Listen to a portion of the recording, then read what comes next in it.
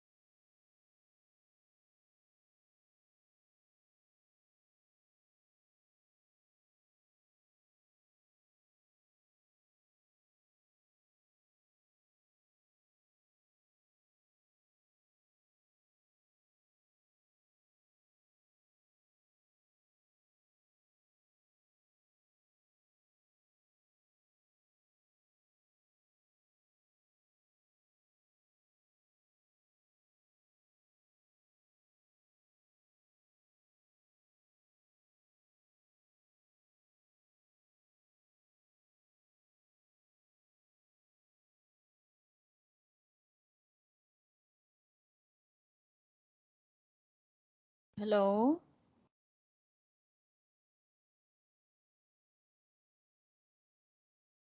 Good morning. Is everyone hearing me?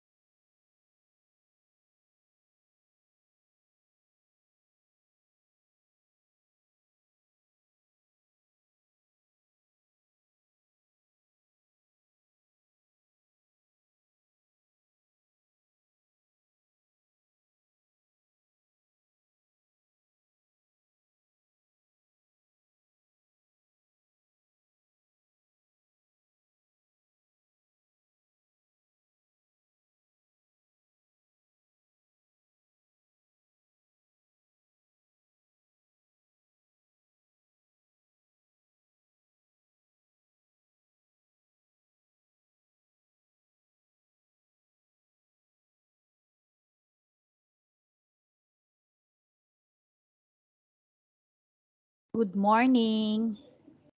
Can anyone hear me? Can anyone open their mic or send a shot in the chat box? If Yes, you can yes. hear me. Yeah, Okay. Thank you, can hear. Dr. Santosh. Thank you.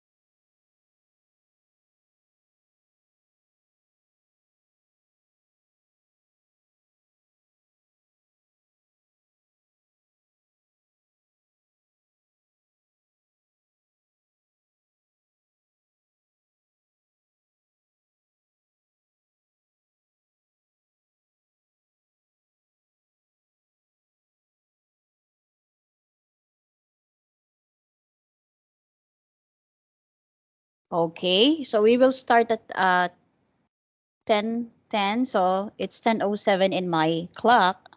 So 3 more minutes, inshallah.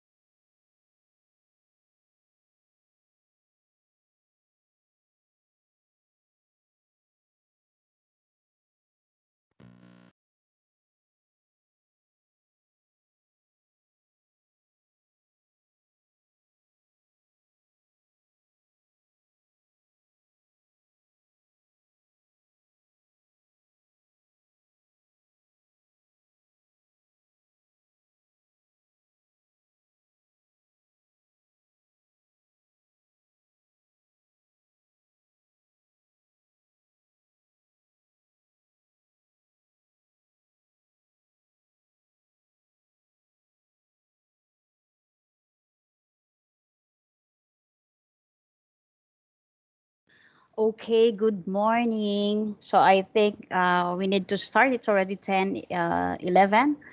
So welcome everyone to this webinar on strategic thinking and decision making.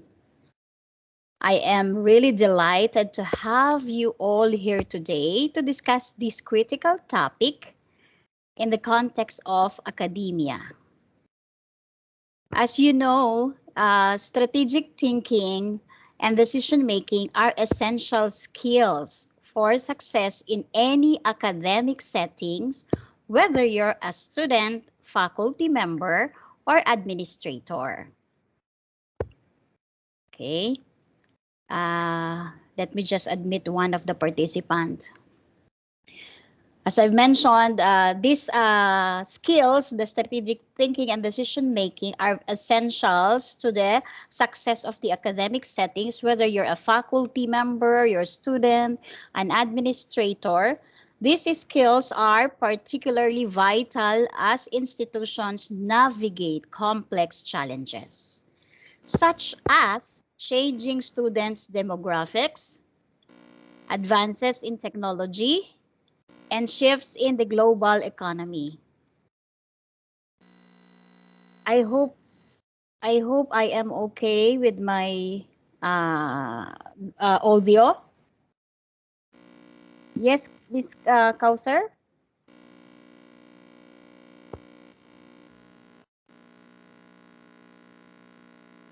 Let's unmute. Okay, hold on for a second. I think we have a. Okay, is my audio clear? Yeah, it's very clear. Okay, yeah, because I heard some from Miss Kauthar. Okay, let me share again my screen.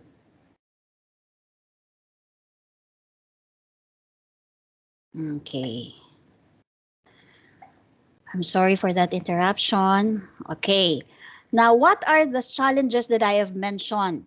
Uh, the first challenges, which is the when the students change the demographics.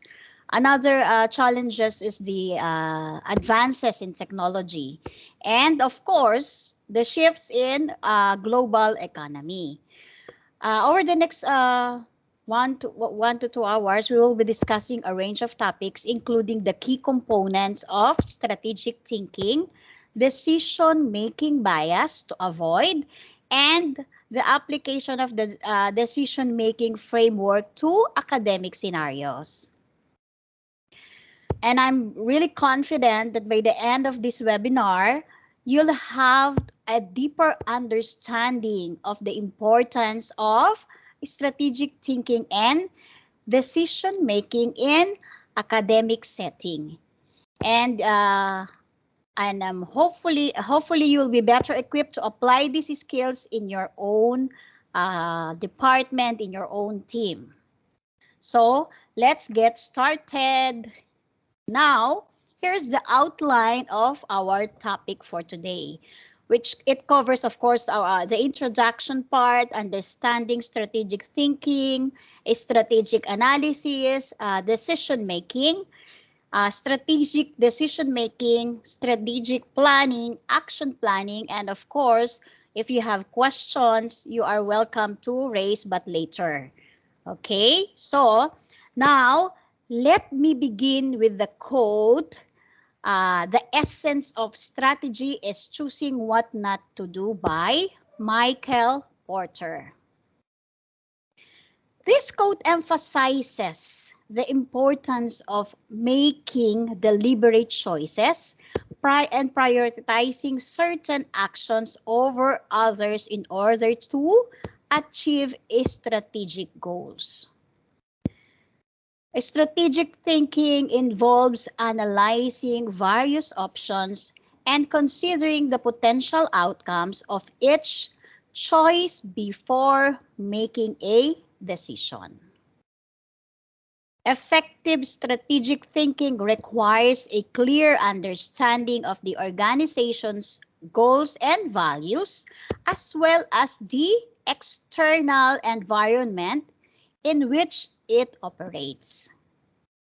This involves gathering and analyzing data, identifying trends and patterns, and anticipating potential challenges and opportunities.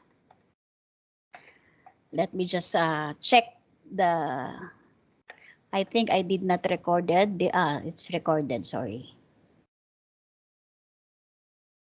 Okay.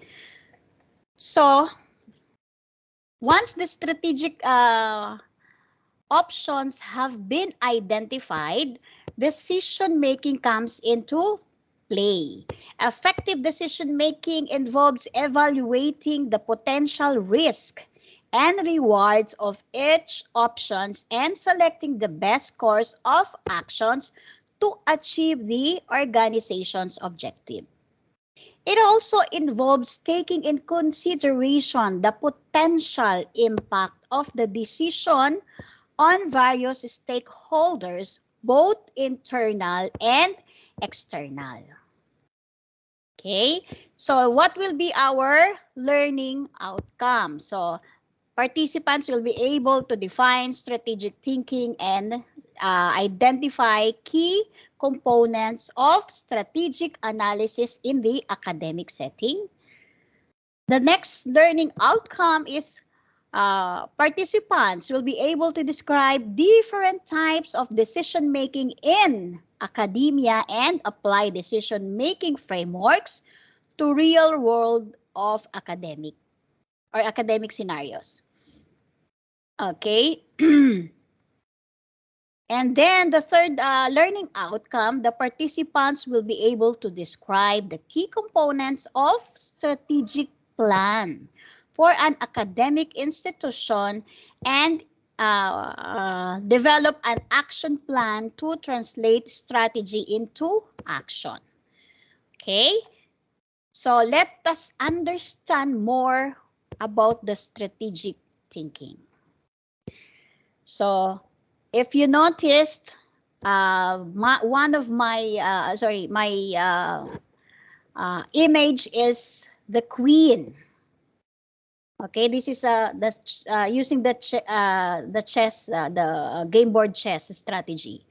So strategic thinking in academic context refers to the ability to analyze information, identify key trends and patterns, develop and implement plans and strategies that will help an academic institution achieve its goals and objectives. It involves a systematic and proactive approach to decision making that takes into account the unique challenges and opportunities in the academic environment. Okay, so let's move forward. These are the examples of the strategic thinking. The first example is developing a strategic plan.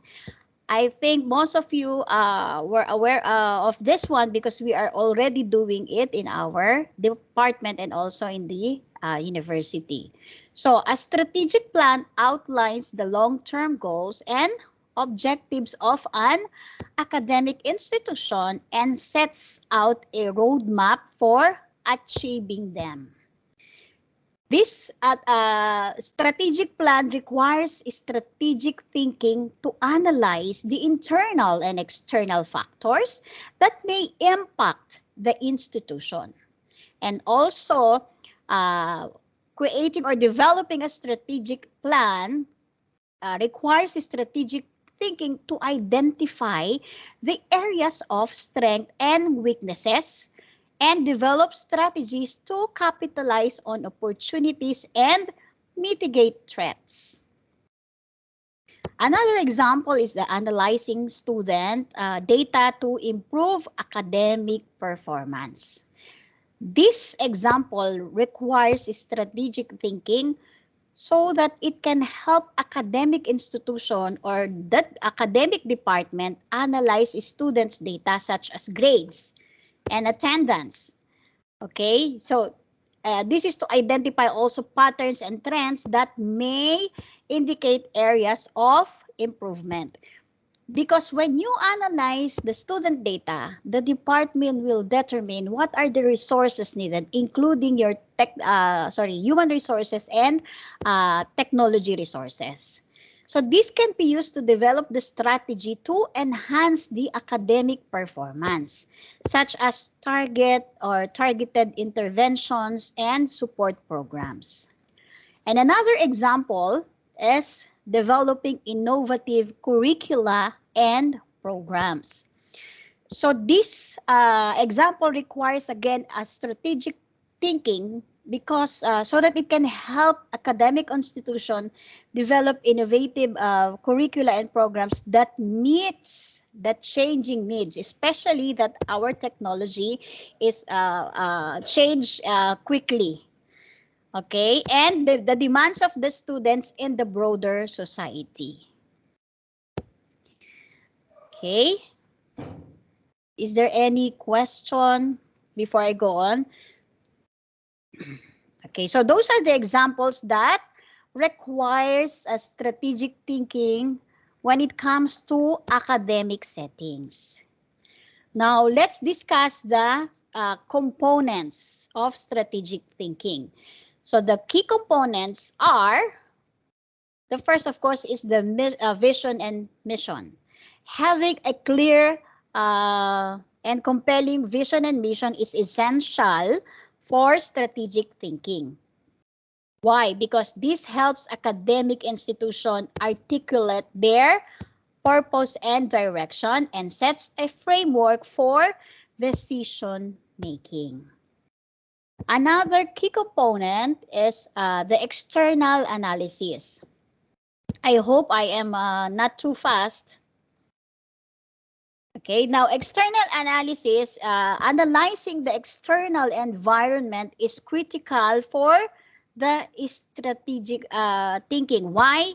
Because this involves examining factors such as economic, social, and political trends that may impact the institution, as well as the competitive landscape. Okay? The third key component is the internal analysis. Conducting an internal analysis helps academic institutions identify their strengths and weaknesses. This involves some factors such as institutional culture, resources, and capabilities. And then we have the fourth key components, which is setting goals and objectives. Why do we need to set goals? Yeah, why do we need? So we need to set a clear and measurable goals and objectives for strategic thinking to help academic institutions prioritize initiatives and allocate resources effectively. So those are the reasons why we need to set our goals and objective. Another key component is developing strategies. So when we develop strategies, it's not just an ordinary strategies. You have to develop an effective strategies for strategic thinking because it involves identifying opportunities and threats and developing plans to leverage strength and mitigate weaknesses. And then we have implementation. Of course, from starting your vision and mission up, you have to implement them with the proper strategies. So implementation is implementing strategies effectively is critical for strategic thinking.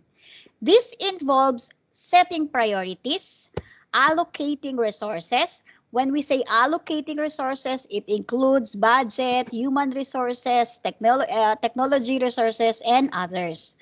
And developing processes and systems to support the achievement of goals and objectives. And then the last key component is the monitoring and evaluation. Monitoring and evaluating progress is essential for critical thinking because it involves measuring, analyzing performance against goals and objectives, making adjustments as needed. So, in totality, effective thinking in academic involves a comprehensive and proactive approach to decision making that takes into account both internal and external factor. Okay, then we have, sorry. Okay, right after understanding the strategic thinking, we need to analyze. Then that comes the strategic analysis. When we say strategic analysis, it is the process of evaluating an academic institution's strengths and weaknesses, opportunities and threats, and identifying strategic priorities and actions to achieve its goals and objectives.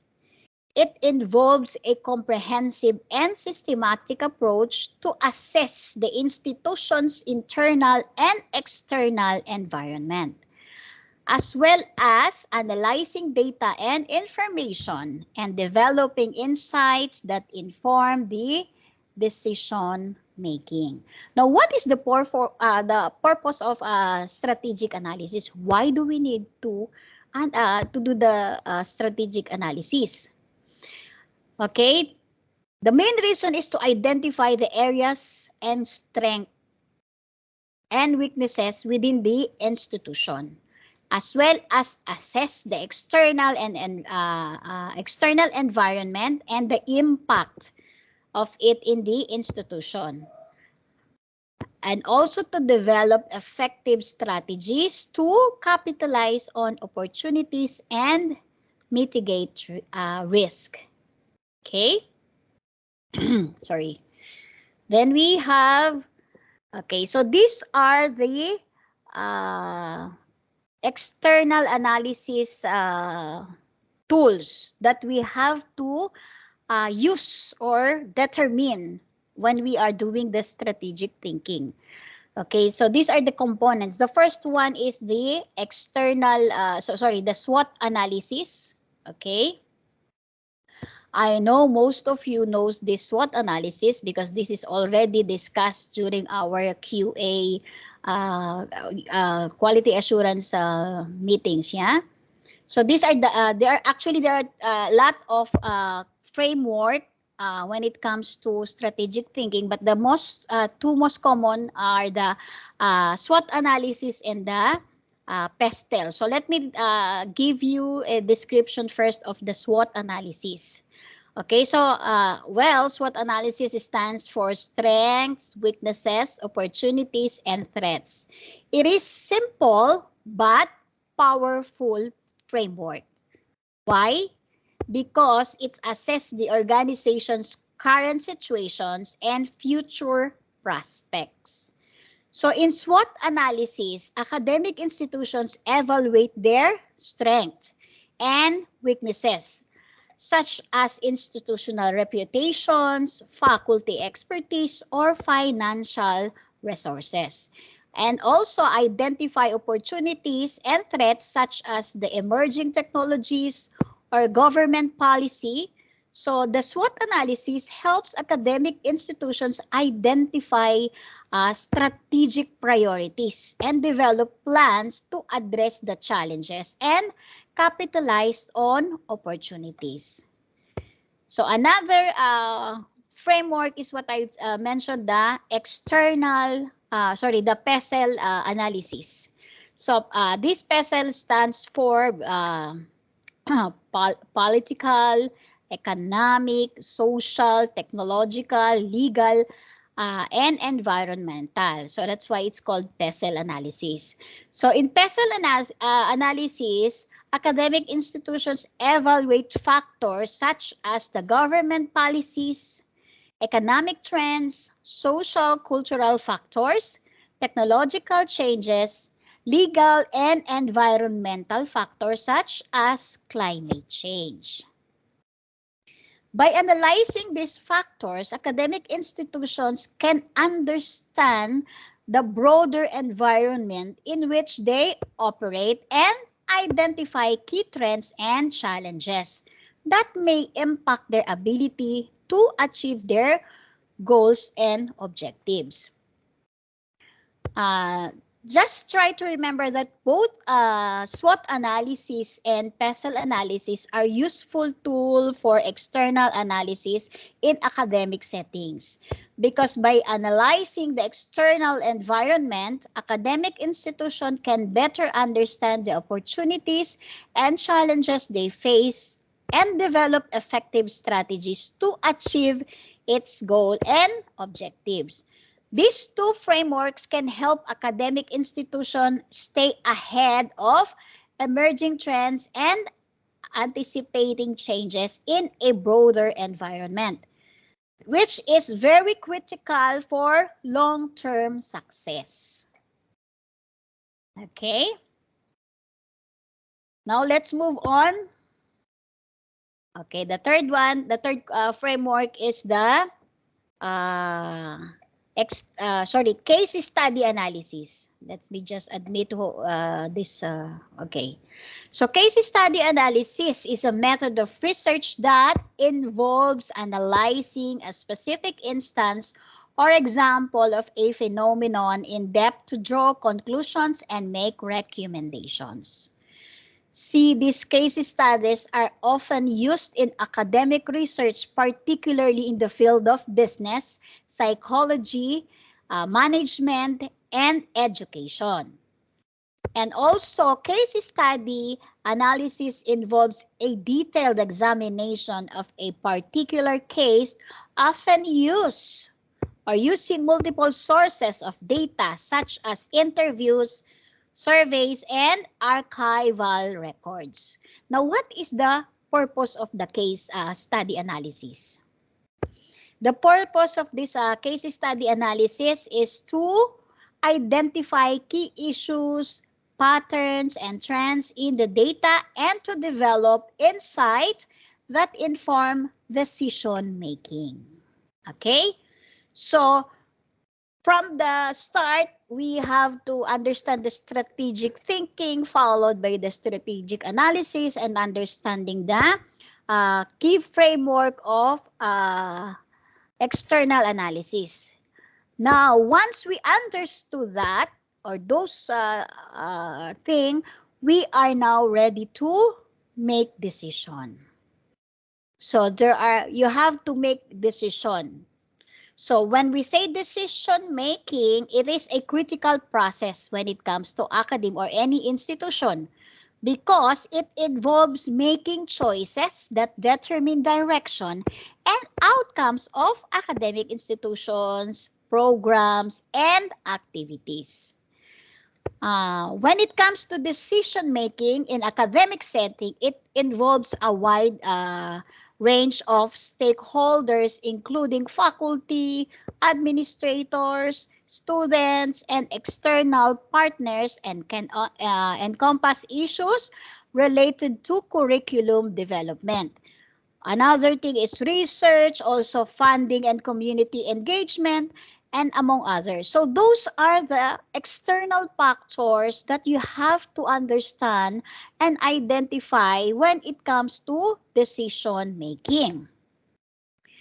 So of course, when you decide, okay, it's not just a one when it comes to decision making, you don't need to do a quick decision, not unless if it is an emergency situation. So because there are several steps to follow when it comes to decision making. So effective decision making in an academic settings involves several steps, including first is define the problem or issue. So when you decide, the first thing you have to do is understand if there is a problem. Okay? So the first step is to clearly define the problem or issue at hand. This may involve gathering data and input from stakeholders to ensure a comprehensive understanding of the situation. Once you understand the problem, you have to identify the objectives and your goals. Why do you have to decide? What is your goal in decision making? What is your goal or your objective in coming up the decision? Okay, so you have to identify your objectives and goals that the decision should arrive. It involves the needs and priorities of the stakeholder and the broader institutional mission and values. So step 1, define the problem. Step 2, identify your objectives and your goals. Next is you have to generate the alternative. So that why we need to do that. So again, when it comes to decision making, the decision maker should generate a range of alternatives that could address the issue or achieve the goals. As I have mentioned a while ago, when it comes to academic settings or in academia, you have to understand and you have to make it a point that all your stakeholders will really benefit from your decision. Okay, like your faculty members, students, the technology, and the partners or the suppliers. So those are the stakeholders that you should consider. So that's why you have to generate alternatives when it comes to decision making. Then the fourth step is you have to evaluate all alternatives. So decision makers should evaluate the alternatives against the established criteria, such as feasibility, effectiveness, and alignment with institutional values and goal. And the fifth one, making the decision. Now, you define the problem, identify the goals and objectives, you generate your alternatives, you evaluate your alternatives. It's now time for you to make the decision. So based on the evaluation, decision makers should select the best alternative and make the decision. Okay, then once you make the decision or you already opted your decision, needs to implement this one.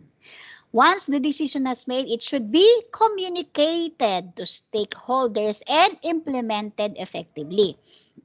Okay, do not once you are if you are if you are a decision maker. Once you already made your decision, you have to communicate it to all your stakeholders. When we say all the involves departments, your faculty member, your stakeholders, and even the students. So this may involve developing an action plan, okay, allocating resources, and monitoring progress. It is because why you need to monitor, because you will not know if your decision is successful if you don't know or if you are not monitoring it. And then evaluating the decision. So finally, the decision maker should evaluate the outcomes of the decision and assess its effectiveness in achieving the identified objectives and goals. Excuse me.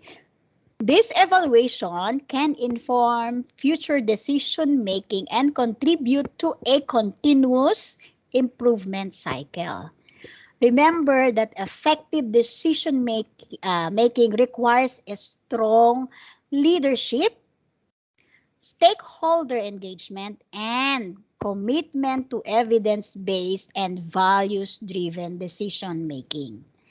By following the structure and inclusive decision-making process, the academic institution can make informed choices that support their mission and contribute to their success.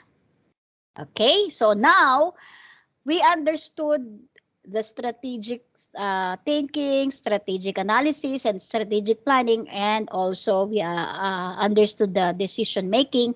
Now, let's now find out what are the pitfalls or the decision-making biases. Okay, so these are, there are, why decisions are sometimes failed, because there are this what we call the decision-making biases and pitfalls. These are the common errors or flaws in the decision-making process. Now, these are the things that we need to avoid. Okay, so the first one is what we call okay, the confirmation bias. Any idea? Any idea? Some of you can give some definition. What is this confirmation bias? I think the microphone is open. Open. You can share your thought. Anyone from our audience, please? Are you familiar, or do you hear this confirmation bias? Do I have any participant? Anyhow. Okay, so when we say confirmation bias, this is the tendency to seek out and interpret information that confirm one's existing beliefs or opinions, while discounting or ignoring information that contradicts them. So what is, I'll give you an example for this one. Let's say that an institution is considering whether to implement a new student support program to improve retention rates. Okay, so that is the plan. Now, a faculty member who is in favor of the program might conduct research to support their position, such as findings to studies that show similar programs at other universities, okay, which are or which have been successful. So they might also seek out feedback from students who have participated in similar programs and found them helpful. Okay, so the program that the institution wants to implement is to implement a new student support program to improve the retention of the rates. One faculty member conducted his or her own program research, okay, and find a study that is related to the program, okay, that might be helpful for the success of the program. So that faculty member might also get feedback from the students who participated on the previous program. So another faculty member, okay, who is opposed to the program, okay, might focus on research that shows the potential drawbacks of challenges of implementing such a program. So the scenario is, an institution would like to implement a new student program in order to increase the retention rate of the students. Okay, so one faculty member who is like who wants to prove that it is a good program, so that faculty member conducted his or her own research by finding some studies that will help, or that is successful, that will help on the program that the institution would like to implement. And one faculty member who is opposed with the idea, okay, conducted also his or her own research. Okay, telling that faculty member who is opposed wanted to look for the drawbacks or the challenges of implementing that such program, like the cost, the potential for it to take away from other important priorities. So they might also seek out feedback from the students who have participated in similar programs and found them unhelpful. So in both cases, okay, the faculty members are exhibiting confirmation bias. Okay? by seeking out and interpreting information that confirms their pre-existing beliefs or opinions while ignoring or discounting information that contradicts them.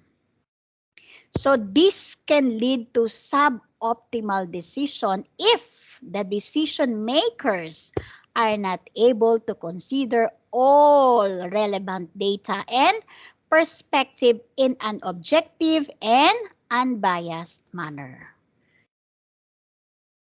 I hope you understood it clearly what is the confirmation bias, okay? Another decision-making bias is what we call the anchoring bias. Okay, this anchoring bias is different with the confirmation bias. Now, the anchoring bias, the tendency to rely too heavily on the first piece of information encountered when making a decision.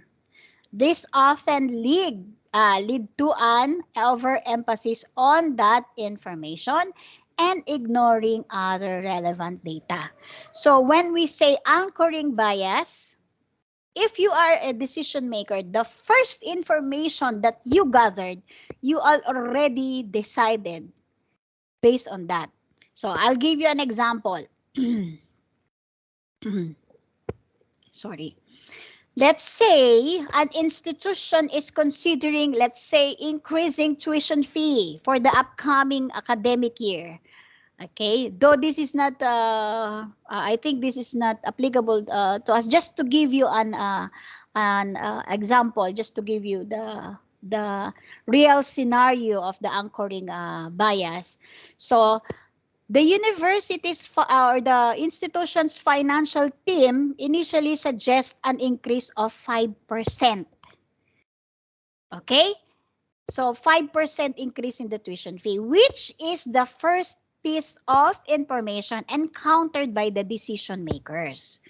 So even if other factors such as market demand or student affordability suggest that a smaller increase may be more appropriate, the decision makers may still be anchored to the initial suggestion of 5% and may give it more weight in their decision-making process. So that is an example of an anchoring bias when it comes to decision making. So the decision makers rely too heavily on the first piece of information encountered when making a decision, leading to again an over emphasis on that information and ignoring other relevant data. So this bias can lead to suboptimal decisions if decision makers are not able to consider all relevant factors and alternative options in an objective and unbiased manner. So it is very important to recognize and guard against the influence of initial suggestion or information in the decision-making process. Okay? Then we have the other decision-making biases, which is the group think. Okay, so this is again totally different from the first two. When we say group think, the tendency for a group to prioritize harmony and conformity over critical evaluation, and independent thinking, leading to a lack of diverse perspective and potential blind spot. Okay, let's say that a commitment of a faculty member is tasked with deciding on a new academic program to be offered at the institution. However, some members of the committee are hesitant to voice out their concern or disagree with the majority's opinion for fear of being ostracized or causing conflict. So as a result, the committee tends to conform to a perceived consensus and avoid dissenting opinions. So that is an example of a group think where the desire for the group cohesion and agreement overrides individual opinion and critical thinking. Again, groupthink can lead to suboptimal decisions if the committee does not consider all relevant information and perspective, or if the decision is made without adequate critical evaluation. Therefore, it is important to encourage open communication and diverse opinions in decision-making process to avoid the negative consequences of groupthink. Okay, we have another one is the overconfidence bias. Okay, so this one is the you're too much confidence. So the tendency is to overestimate one's abilities or the accuracy of one's judgment to risky or over-optimistic decision. Let's say that an institution is planning to launch a new program and the team in charge of the launch is feeling very confident about its potential success. So they may assume that the program will be well received by students and that the enrollment will exceed expectations without considering the possibility of unforeseen challenges or obstacles. So this is an example of overconfidence bias. Why? Because decision makers are too confident in their abilities and the likelihood of a positive outcome, leading to an overestimation of their own knowledge and skills. Overconfidence bias can lead to, again, suboptimal decision if decision makers are not to realistically assess risk and uncertainties. It can also lead to a failure to seek out or consider alternative viewpoints or data that may contradict their initial assumptions. So it is important to be aware and guard the influence of overconfidence bias in the decision-making process. Okay, then we have this one is the sunk cost fallacy. Okay, so sunk cost fallacy, the tendency to continue investing resources in a, okay, remember, tendency to continue investing resources in a decision or course of action based on the belief that it is necessary to recoup previous investments, even if it is no longer the best option. Okay, I'll give you one example of that. Let's say the institution has invested a large sum of money in renovating an old building to create a new academic department. However, after completing the renovations, it becomes clear that the building is not suitable for the department's needs and additional renovations will be required to make it functional.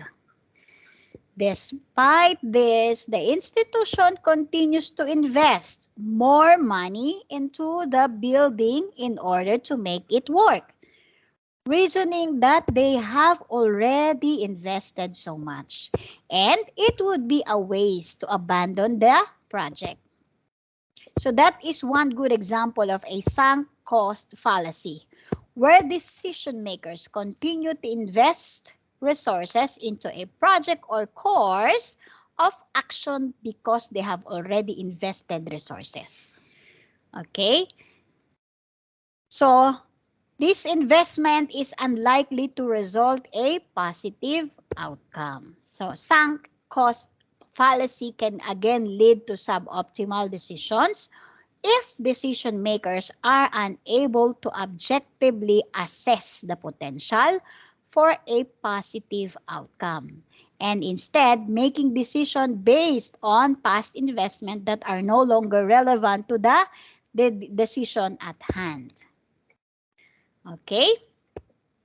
Now, to avoid these pitfalls, okay, to avoid the biases and pitfalls in decision making, it is very important to promote a culture of critical thinking, diversity of perspective, and data-driven decision making.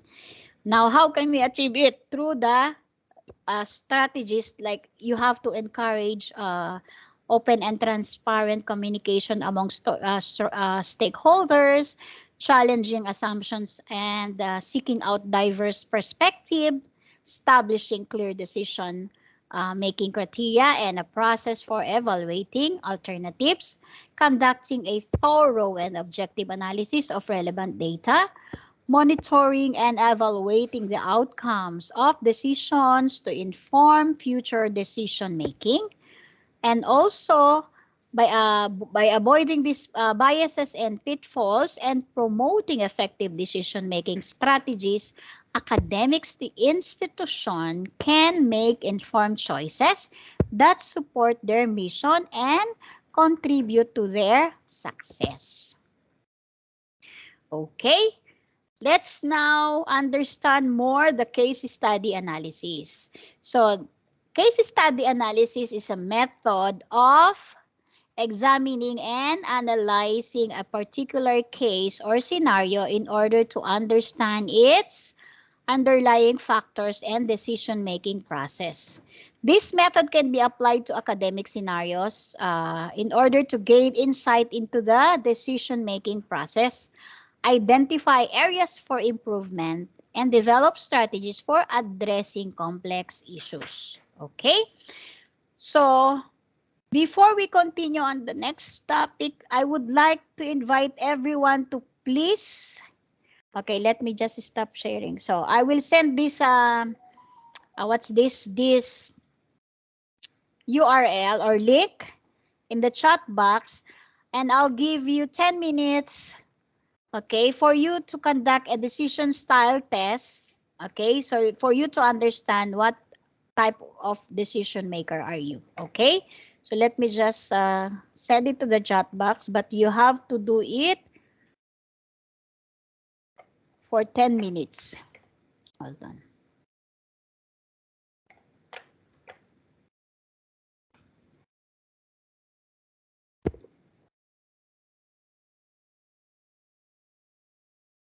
Okay, just hold on for a second.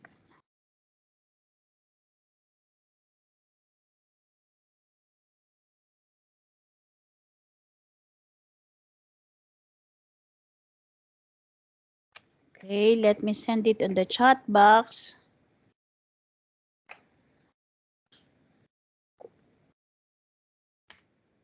Okay.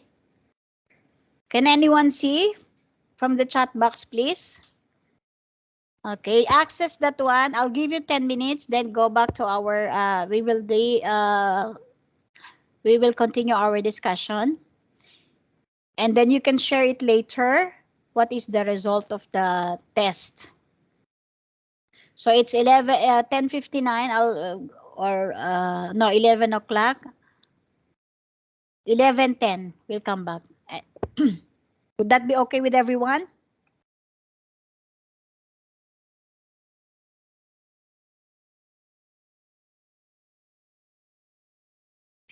Anyone can see the link? Okay, wait.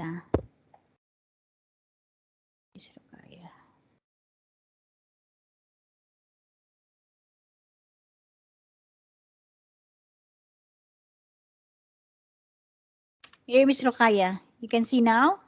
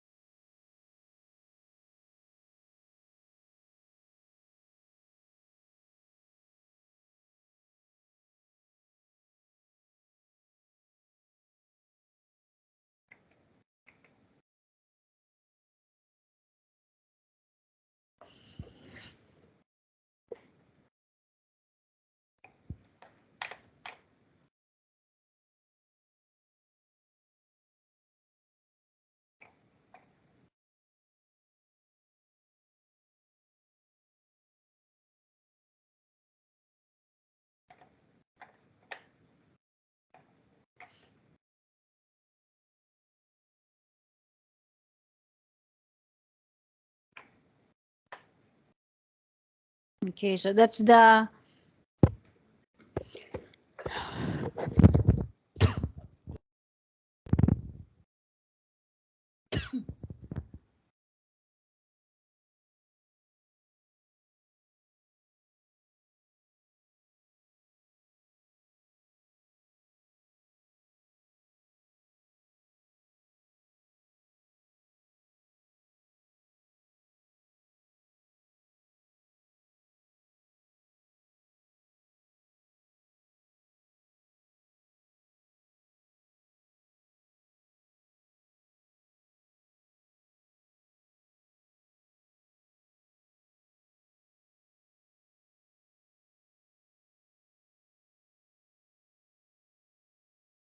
8 more minutes.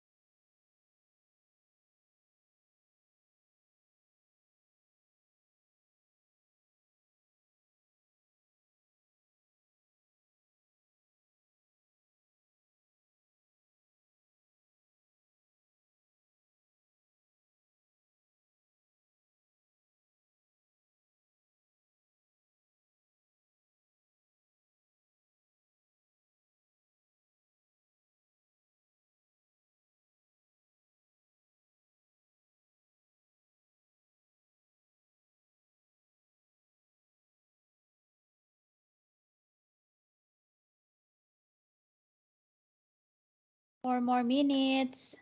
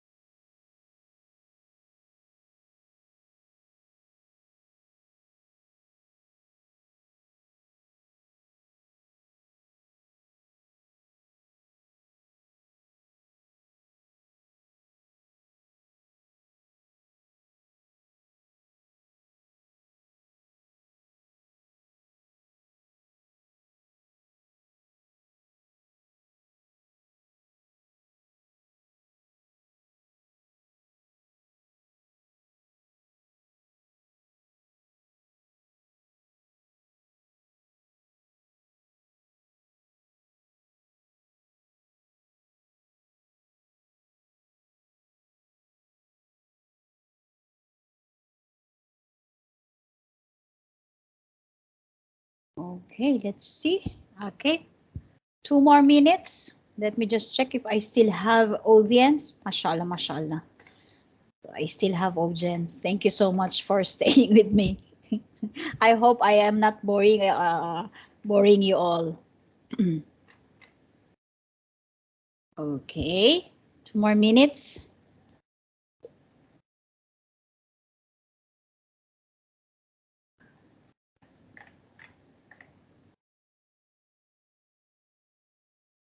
Now, by conducting that decision style test, you will understood. The more you will understand your your personality as a decision maker.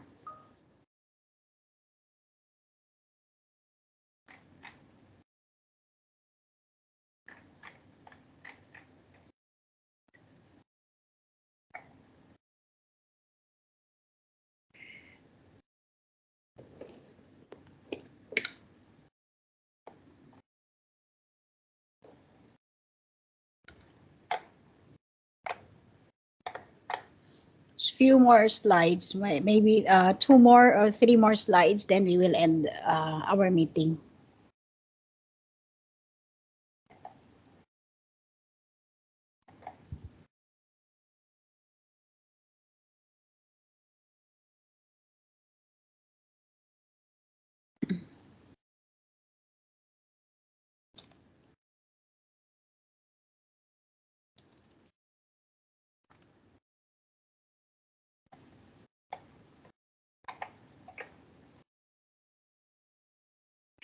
Okay, so let's go back.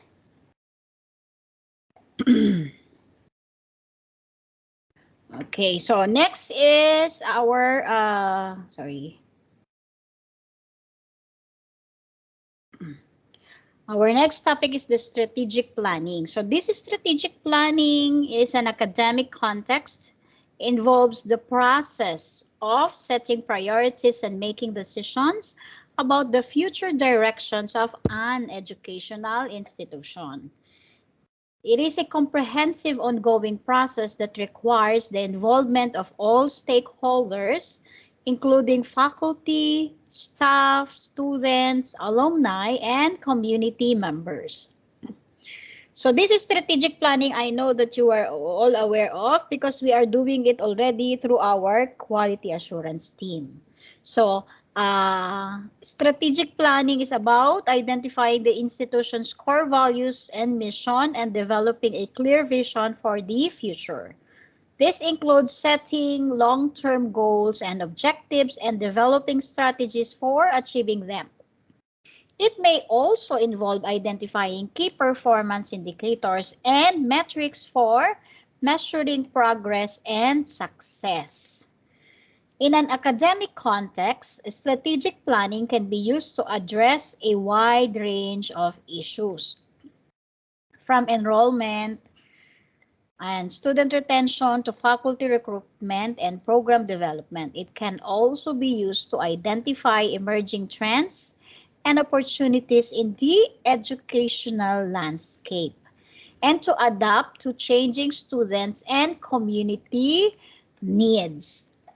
Okay, so there are key components of the strategic planning. Of course, we have the mission and vision statement, the SWOT analysis, goals and objectives, action plan, resource allocation, implementation and monitoring, evaluation and revision. So these are all, I think most of you knows about this because this all are we are all doing this one in our respective departments. Now, let's translate strategy into action. Translating strategy into action is a critical step in implementing a strategic plan in an academic settings. Excuse me. It involves the taking the high-level goals and objectives outlined in the strategic plan and breaking them down into actionable steps. Okay? These steps or actions include the following: establishing clear responsibilities, setting specific targets, identifying key performance, developing an action plan, monitoring progress, and communicating results.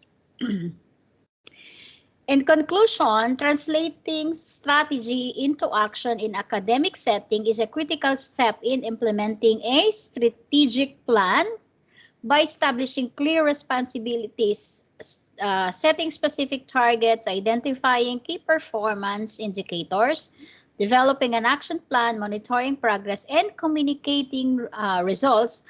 Academic institution can successfully translate their strategic plan into actionable steps and achieve their long-term goals and objectives. Okay, so now I am done with the talking. Can I ask from the participants? Okay, if you have any question, I hope I can answer them. Okay, the question and answer portion is already open. You may open your mic, or you can share what are your key learnings if you don't have questions or clarifications with the topic. I hope you learned something today, inshallah. Anyone?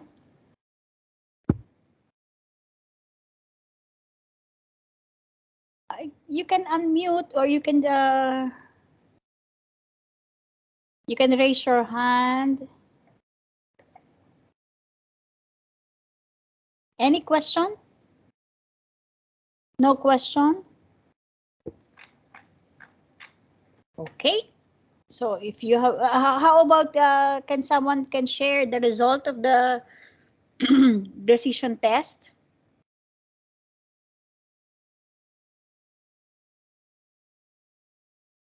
Okay, I assume everyone is busy, so I would like to thank you. Okay, so strategic thinking and decision are critical skills for success in any academic setting. So I hope you've learned something for today, and thank you so much for joining me, and see you again next Thursday for the effective teamwork. Okay.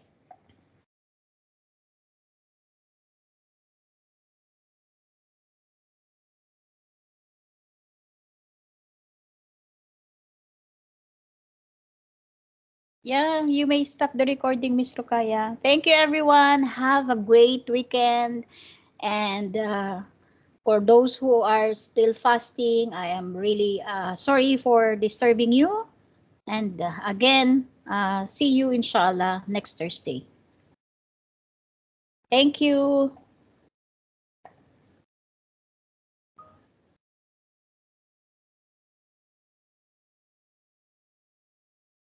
I think there's no question, so I think we can end the meeting, yeah?